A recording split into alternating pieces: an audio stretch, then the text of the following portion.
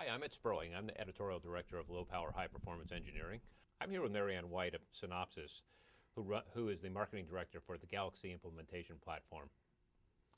Marianne, we've seen a huge move to FinFETs down at the most advanced nodes simply because there's so much leakage coming out at 20 nanometers on planar transistors.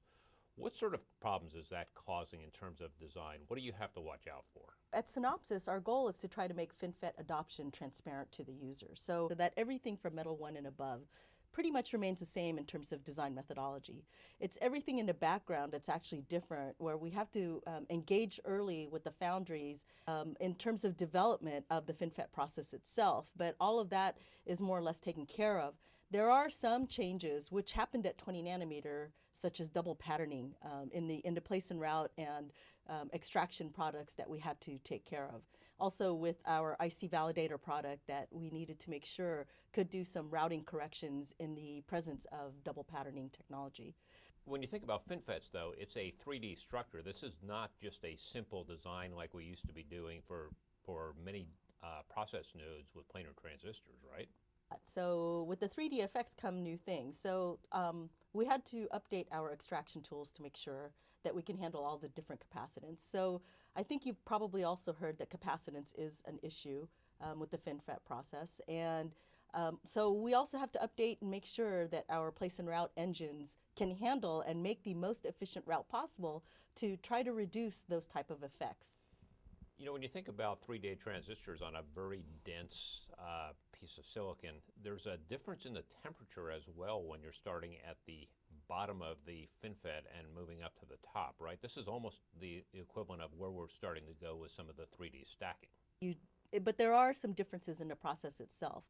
I think we've discussed earlier that with FinFET, ideally, you wouldn't need any dopant variants, so some of the threshold factors are a little bit different. There are some foundries that will be releasing some minimal, low, and high VT options, and we also know that there's a foundry that said it's not necessary. So again, in terms of ideal perspective, I think you'll start to see that the temperature effects are a little bit different in terms of the threshold for. But the other things you also have to watch out for is the fact that it runs and operates at lower voltage. And that is part of the reason why the promise of FinFET is so great. At lower operating voltages, you do get much better dynamic power as well as leakage power with FinFETs.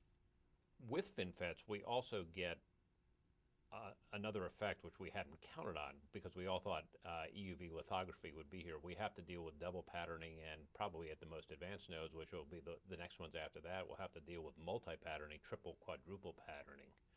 What does that do to the design process, and how do you deal with that? So from the Synopsys perspective, we engage early with all of the different process foundries. So even today, we already started engaging at 10 nanometers. FinFET at 14 and 16 didn't instantly come overnight. So we actually engage with them early, starting with TCAD Centaurus models, which allow them to do some simulation of the transistor itself. And eventually, this is what gets used for the extraction and development of the H-SPICE models. And it's these models that can then be generated to generate, that can then be used to generate libraries that will get used by the end customer in the end. You know, as a journalist, I always start out with a negative, but there are a lot of positives also on FinFETs, which is part of the reason everybody's going down to the next process node and also starting to look at FinFETs. It reduces leakage, it improves your performance. How much of a gain do you actually get out of that? It's all about power, performance, and area, which the latest three-letter acronym is PPA. And what we know in some cases is that area will tend to be the same because the transistors are much fatter. However, they know that the number of cell heights will actually be shorter than what it was at 20 nanometer and above for planar transistors. So something that was 10 track could easily go to a 9 track, or something that might have been 9 track will probably be a 7.5 track library. You will get reduced dynamic voltage because FinFET can operate at a lower voltage in itself, which is good for at least 20 to 25% dynamic power savings from what we've seen. Now, in terms of area, some library vendors will tell you that it's pretty much equivalent to 20 nanometers. However, we do have a library vendor that said that they're seeing about 15% smaller difference. So, and again, that could help out with both the leakage and dynamic performance. One of the things that we've been hearing from people that are actually working with FinFETs is the size of the fin is quite a shock to a lot of the designers. What do they have to be prepared for here? Is it the width of the fin itself or the width of the standard cell? Because most of the designers won't actually see the process characteristics of what the process looks like. They'll be looking at it from a transistor level. Now, it'll show up in the library as quantized fins, and most of the library vendors, and including the foundries that develop libraries, have accounted for this by making sure that their libraries have really good pin accessibility. And that's one of the other areas that we do in terms of collaboration to make sure that the routing can actually go to the device itself so that it looks exactly how it does as for planar transistors in terms of routing. This is really exciting in terms of we have FinFETs, we have FD-SOI, and we also have stacked die coming online here as ways to solve power and performance issues, and we've sort of reduced bottlenecks in multiple different directions. How does a FinFET compare to an FD-SOI at 28 nanometers versus a FinFET at 20/16/14? So yes, there is both FinFET and FD-SOI technologies, and there's different consortiums that are behind it. And both of them, in terms of the promise of whether you go FD-SOI or FinFET, is really because the power is much lower in either process. One of the things that we found that's kind of unique to FD-SOI is that the fact that you can reuse biasing again, which is not something that you will see in the FinFET process. And basically, biasing is not effective from 40 nanometer and below in terms of a planar process as well. So being able to reuse a standard low power technique that had more or less made itself extinct is an interesting phenomenon. So you can actually use different power options on either process, and they will deliver in terms of the promise for low power. So it's full speed ahead. There's really no blockage now technically on Moore's Law, right? I mean, we can move in multiple directions and continue gaining both performance and power, though not necessarily on the feature shrink path. It may be multiple different ways of doing it. Actually, in terms of Moore's Law, people just have an insatiable appetite for having more and more functionality on their mobile devices. And yes, so FinFET, so again, some of the foundries are saying that you should see a shrink in terms of comparison to 20 nanometer. You might see it just because of the shorter cell height or the fact that they've done something different in terms of generating a standard cell. But yeah, it could be one-to-one in terms of actual area, but the whole power and performance aspect of it is what is generating a lot of buzz and excitement toward moving to that node.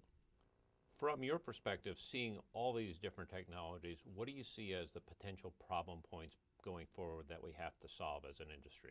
I think the fact that the processes are so new, it's not known exactly what the reliability effects could be. So I know that there's already some electromigration effects that we have to take a look at, that we have to account for during the actual design process.